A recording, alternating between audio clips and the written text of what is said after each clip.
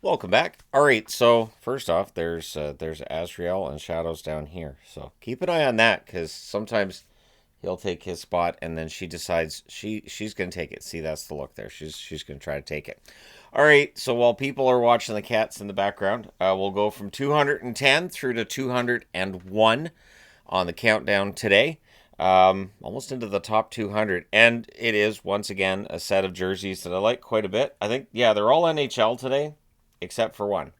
There's one that is not an NHL jersey today. So, a lot of NHL stuff, starting off with 210, the Philadelphia Flyers current home jersey.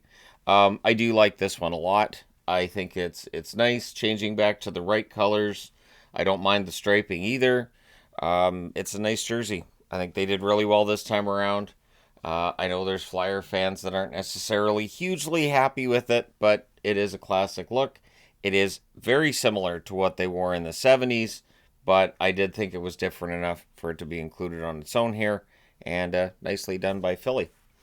Number 209. And this is also a portion of the countdown that features some jerseys that people might think are ugly. And when a jersey is considered ugly, sometimes I still like it. Keeping that in mind, and the first of a few that people will think are ugly, this is the original Pooh Bear jersey for the Boston Bruins. Yeah, I remember when this one came out. Harry Sinden, GM of the Bruins, wanted this to become the home and away logo. That was the plan. And when this jersey came out and fans reacted to it, the plan changed. We never did get another jersey with that head on it until, of course, the reverse retro. This is a Joe Thornton wearing the number 6. This was sent to me by a subscriber many moons ago. I have another one that is a kit jersey of this ilk. I got, I believe, Glenn Murray's name on the back of that one. But yeah, so like this one quite a bit. The white one though is nicer, the reverse retro. So that's why I haven't seen that one yet. Number 208, the white Colorado Avalanche jersey. So I've shown you guys the maroon one. Now we're looking at the white one. I do think that the Colorado Avalanche have this figured out as well. One thing I would say about this current era when it comes to the home and away jerseys, I think most teams have figured out the right look. I think we're in an era where there's still going to be a lot of third jerseys and outdoor jerseys and whatnot, but the home and aways really don't need to change very much. So I would say that this is another example of how a team got their home and away right. Number 207, the current home jersey of the Seattle Kraken. Seattle was smart. They got the jersey right the first time.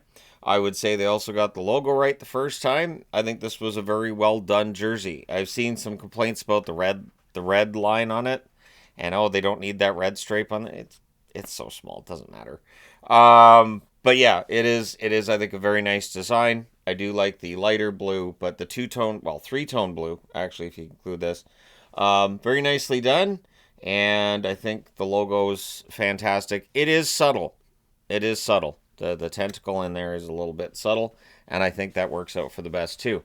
If they'd done a full-on like Kraken on the front, it would have looked very cartoonish, and it wouldn't have aged very well. Wouldn't have been very long before they would have changed away from that. Number 206. Speaking of jerseys that got changed away from very quickly, this lasted a year for the New York Islanders. This is the white fisherman jersey. Higher up than the Bridgeport jersey, of course. I like the striping better than the Bridgeport jersey. I think this is a lot of fun. This obviously being higher up than this version of the jersey that had the regular Islanders logo on it, because I think the fisherman is, it's nice. And I know there's a lot of Islander fans who don't like the fisherman. They might not agree with it being this high up in the countdown, but I think it's a nice look. I think it's fun. It's different. And so sometimes that's important. Things are a little bit different. Now, the Canucks tried something different once, and it's now 205th on the countdown. The first time I did a countdown, I think this was top 40. I had a lot fewer jerseys at that time, though. But this is the original Flying V. This is the black version of the Flying V. The yellow one was already shown. I'm sorry, but when I came into watching hockey, this was my favorite jersey because I was a Canuck fan. I thought it was great the Canucks wore something completely different. I thought it was and I'm saying as a little kid, I thought this was fantastic. You will notice the colors are orange and gold. It is not red and yellow. The way that this is remembered is as red and yellow by some, and it's really not. The Canucks colors were not red and yellow until 93, 94, I think, is when that changed. But yeah, so Canucks, V's on the sleeves as well. Sometimes the V here gets so much attention that, hey, there's V's on the sleeves as well. Gets overlooked. And so, yeah, there you go. The Flying V of the Vancouver Canucks. Number 204. How about a Boston jersey? The away jersey that they're transitioning away from. And I'm going to go ahead and say that this is a great look. I don't think this look should be retired for good. I always thought this look kind of combined every classic Boston Bruins look that they had. And so I'm kind of sad to see it go, to be honest. I'd like to see it stick around as a third and them do throwbacks to this as well, but with them going back to basically the 80s design, I don't expect that to happen. This, of course, is size 50, but it does not have the button. So I got that after the first year. There were times where I would order online and I wasn't sure if I was getting a first year jersey or not. So I would order the size 50 just in case, because the 46, again, the logos were really small that first year for Adidas. Number 203. Might be my favorite fashion jersey. It's definitely the highest ranked fashion jersey on this countdown. And it is the red version of the goathead. We need this, right? This needs to be a thing. Buffalo needs to immediately produce a red third jersey with that beautiful giant buffalo head on the front. The bees, of course, on the shoulder in red. I think this is absolutely gorgeous. I got this off of eBay. I think I paid like $150, somewhere in that region. I paid more than I do for most of my jerseys because I thought, when am I going to see that again? And compared to some of the other listings for this jersey, like for instance, there's a red New York Rangers I've had my eye on forever, but the price they want for it on eBay, I'm like, nah, I'm not doing that. But yeah, this is fantastic, and this is why I've been saying Fanatics should bring back the fashion jersey. All you have to do is just take the jersey that a team wears and just do it in a different color, and people will buy it. I'm people. All right. Number 202. The Manitoba Moose. A black Manitoba Moose, to be precise.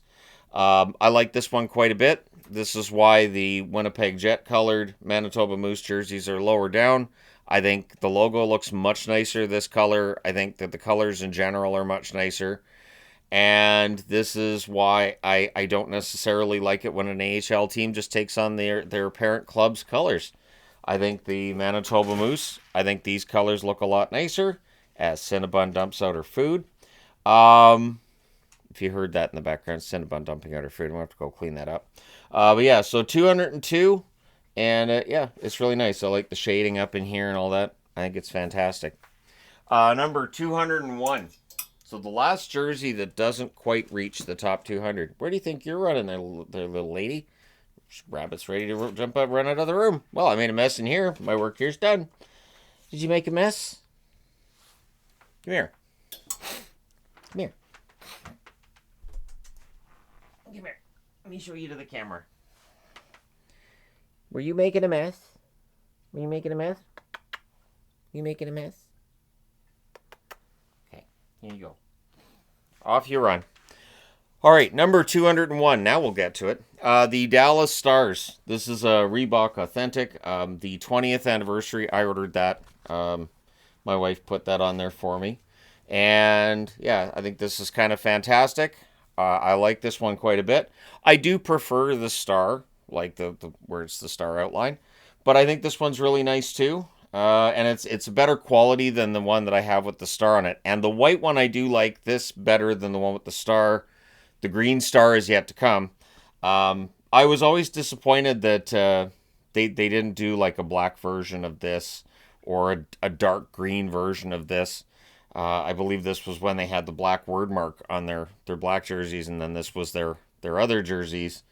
It was a confusing time because it was like, so one of their jerseys looks really nice, and the other one looks like it's worn by a university team. Okay. And I mean like a generic university look.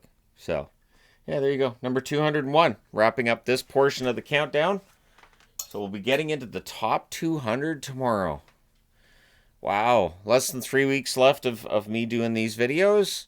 And that'll pretty much coincide, when they go live anyways, that'll pretty much coincide with the start of the season. Close to anyways, within a week of the start of the season. And yeah, so thank you guys so much for all your support as always. This 3 Days Gray shirt, I don't think I had worn this one yet. I know I have 3. I think this is the one I had not worn. This is the Outsider Tour shirt. That was, I believe, the first concert of theirs that I saw live. I've seen them live 3 times.